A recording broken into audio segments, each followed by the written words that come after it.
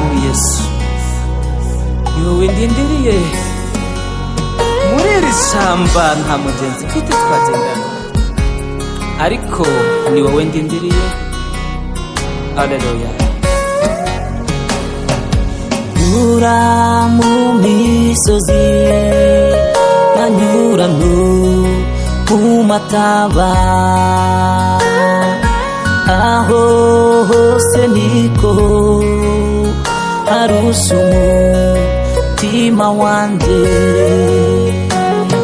Amanywa mbere curaburindi, nisanga ndi njyenyine. Abo twatangiranye urugendo nkakebuka nkababura, abo nitaga inshuti nkakebuka nkababura,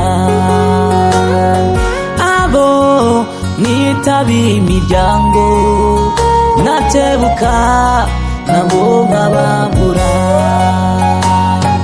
Ariko nareba mw'ijuru nkasanga abamarayika bankikije.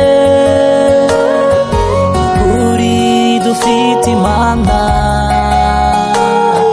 oya ntiyatureka. N'ukuri dufite Imana, oya ntiyadutererana. Ugikombe cyitwa Baka, ihayura ahantu h'amasoko, ishyamba ry'inzitane twaricinzira tukamuka.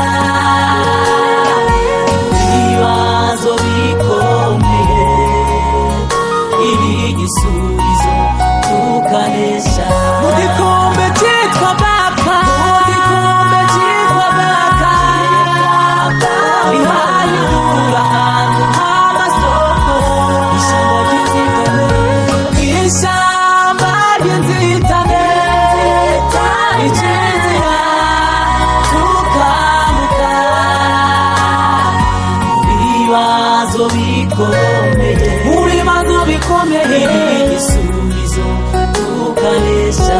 Mu bibazo bikomeye, mu bibazo bikomeye, mu bibazo bikomeye, ibi igisubizo tukanesha.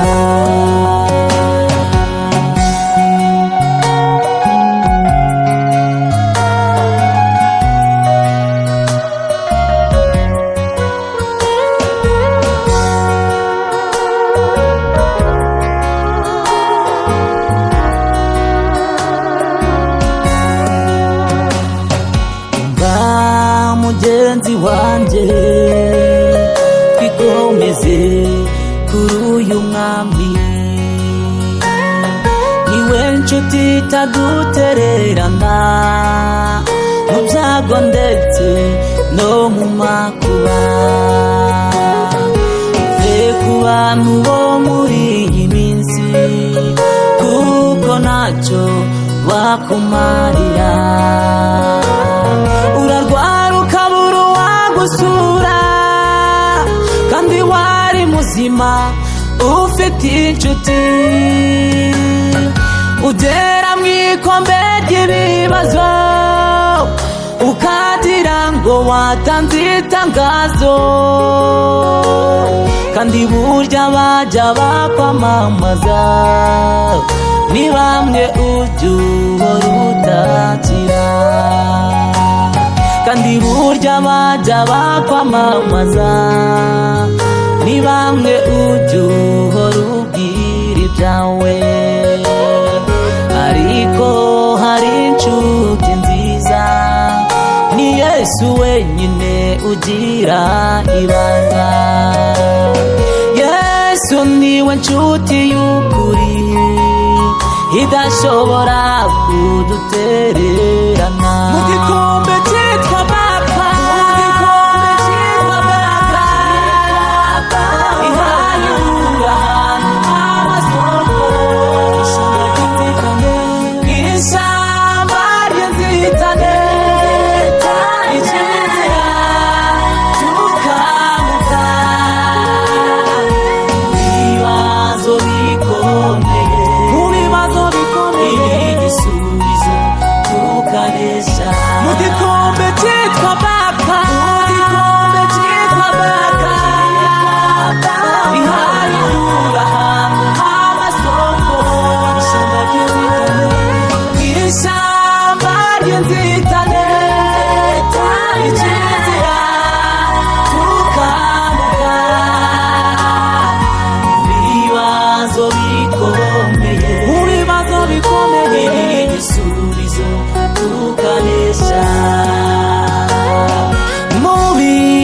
ibibazo bikomeye, ibi igisubizo tukanesha.